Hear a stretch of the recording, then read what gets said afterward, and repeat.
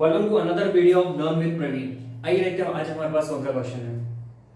आज हमारे पास question chapter probability का जो कि है चैप्टर नंबर 14, उसका एग्जांपल नंबर 4 जो कि दिया हुआ है पेज नंबर 207 के 207 एनसीईआरटी बुक के 207 पेज नंबर पे आपको ये क्वेश्चन देखने को मिल जाता है जो कि एग्जांपल नंबर 4 है। चलिए आइए जानते हैं। यहाँ पर एक केस है कार्ड्स के बारे में। आप अगर कार्ड्स के बारे में आपने केस स्टडी नहीं देखी है तो आप जाके मेरी प्रोबेबिलिटी की सेकंड वीडियो देखेंगे। वहां पर मैंने बहुत डिटेल में और बहुत अच्छे से पूरे कार्ड्स की डिटेल डिस्क्रिप्शन दी हुई है जहां से आप सब कुछ सीख सकते हैं। चलिए आइए, पर अभी इस वीडियो में भी बहुत कुछ सीखने को मिलेगा आपको। आइए सबसे पहले हम देखते हैं क्या क्वेश्चन क्या है। One card is drawn from a well shuffled deck of 52 cards, यानी ताश की गड्डी है 52 कार्ड्स की, ठीक है। उसको बहुत अच्छे से शफल किया गया और कितना कार्ड निकाला गया? One card. एक कार्ड यूं निकाला गया है, जैसे हम कहते हैं ना कि कोई भी एक कार्ड चूज करो, तो वैसे ही एक कार्ड निकाला गया है।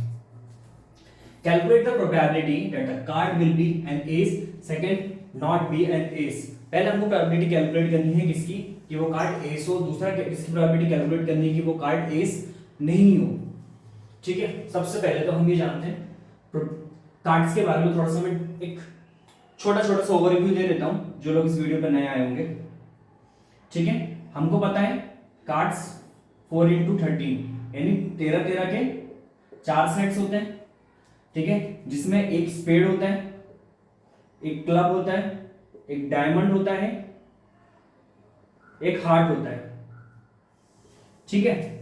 अगर आपको याद होगा तो स्पेड कैसे दिखता है?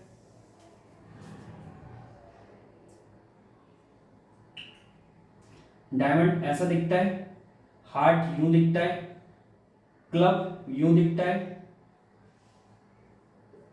ठीक है। स्पेड आप देखेंगे तो यूं दिखता है। आपको पता है इसमें ए, सबसे पहले तो चारों में एक एक किंग कार्ड होते हैं, एक क्वीन कार्ड होता है, फिर एक किंग क्वीन जैक होता है, ये तीनों फेस कार्ड होते हैं। फिर एक एस होता है जिसको हम नंबर 1 भी बोलते हैं। फिर 2 से लेके 10 तक ये नंबर भी होते हैं सब में। ये था हमारा कार्ड का ओवरव्यू।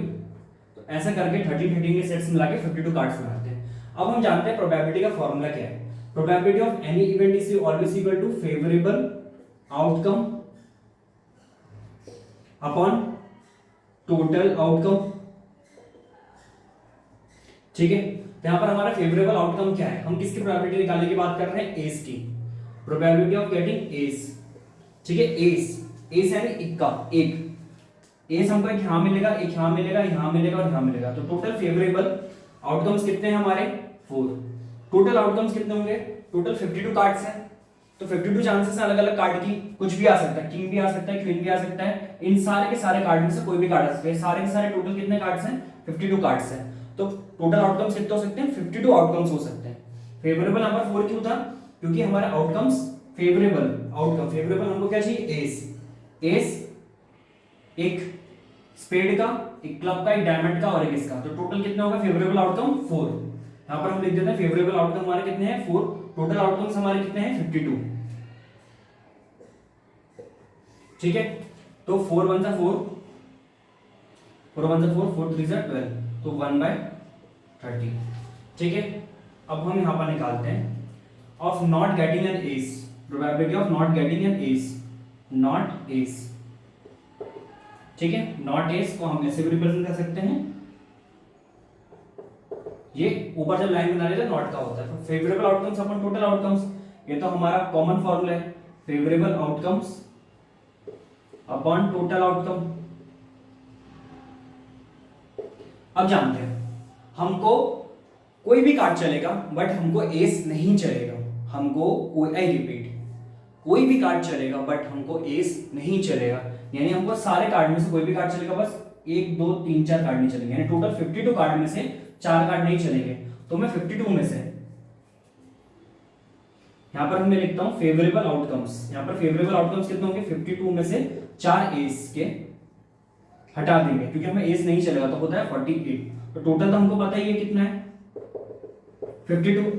तो प्रोबेबिलिटी क्या होगी? फेवरेबल आउटकम्स कितने हो गए? 48 अपॉन 52, ठीक है। जो हम 2 से भी काट सकते हैं, 2 2 जा 4, 2 4 जा 8, 2 2 जा 4, 2 6 जा 12, 2 1 सा 2, 2 2 सा 4, 2 13, तो 12/13 ये हो गई हमारी probability of not getting S.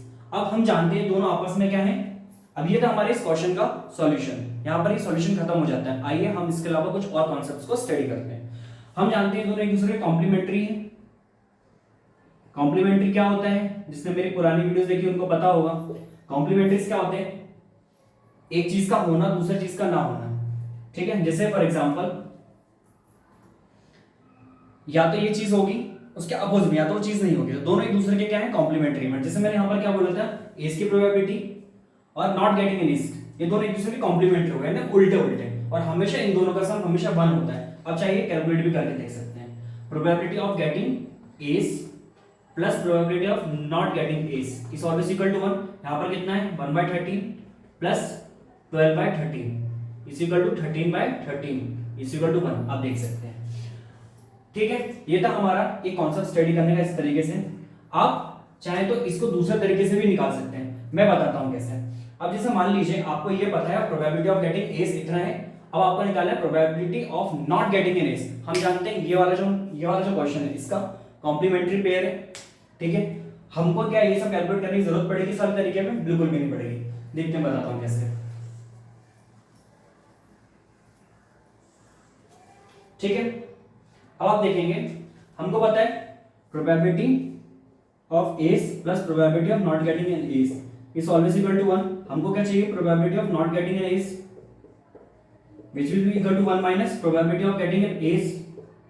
तो 1 minus probability of getting ace कितना है 1/13। एलसीएम लेके हम करेंगे, नीचे 13 आएगा, यहाँ पर 13 आएगा, 13 माइनस 1 12 माइनस 13, ये हो गया हमारा 12/13। देखो हमारा उस वक्त भी आंसर कितना आया था 12/13 आया था। तो आप इसको इस तरीके से भी निकाल सकते हैं। और ये क्वेश्चन अगर आप इस तरीके से सॉल्यूशन करते हैं एग्जाम में तो ये भी गलत नहीं होगा। आप इसको इस तरीके से भी कर सकते हैं, उस तरीके से भी कर सकते हैं। तो देखिए जब पुरानी वीडियोस में हम बात कर रहे थे प्रोबेबिलिटी ऑफ ये दोनों की प्रोबेबिलिटी कॉम्प्लीमेंट्री पेयर्स की, जब हम ऐड करते हैं तो वन, ये कहां पर इंप्लीमेंट होगा इस तरीके से, यानी ये शॉर्टकट हो गया। यानी यहाँ पर हमको कुछ भी चीज कैलकुलेट करने की जरूरत नहीं पड़ी, एक बार में हमारा आंसर आ गया। That's for all today. ये थी हमारी आज की वीडियो जिसमें हमने समझा एग्जांपल नंबर 4 को। आने वाली वीडियोस हम और भी एग्जांपल्स और क्वेश्चंस को समझेंगे प्रोबेबिलिटी को। For more videos please like share and subscribe to my channel learn with Praveen. Take care.